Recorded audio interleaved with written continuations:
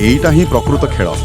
आईन शब्दटा भय सृष्टि करे किंतु दायित्व शब्दटा व्यक्तिर नैतिकता को छुए। बुझिली माने प्रथमे संपर्क जोड़िले तापरे नैतिक दायित्वबोध कथा कहिले गोटे साधारण लोक पई एते टंका।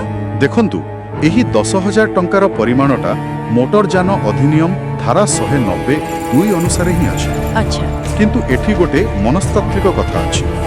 अनेक गवेषणारू जणा पड़िछि जे कोनोसी नियम पालन कराइबा पई जरिमानार परिमाण जेतिकी गुरुत्वपूर्ण ताठू अधिक गुरुत्वपूर्ण हेउछि धरा पड़िबार। कारण मु राज्य प्रदूषण नियंत्रण बोर्डर गोटे रिपोर्ट देखुथि जोथिले कहा जायतिला जे ओडिसा रे प्रदूषण प्रमाणपत्र नवीकरण हार प्राय 66 रु 70% भितर रहुछि। ओ माने एबे भी 30% लोक करूनाहांती। ठीक एहार अर्थ एबे भी प्राय 30% गाड़ी बिना वैध प्रमाणपत्र रे चालुछि। तेणु एही बड़ जरिमाना सेही 30% लोकन को टार्गेट करिबा पई उद्दिष्ट।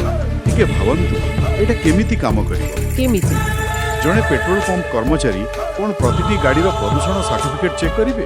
ओहो हाँ संध्या बेलर भीड़ समय रे यह केते दूर संभव। ठीक सेमानंक पाखरे कोन आरटीओ सहित संयुक्त कोनोसी रियल टाइम डाटाबेस रहिबा।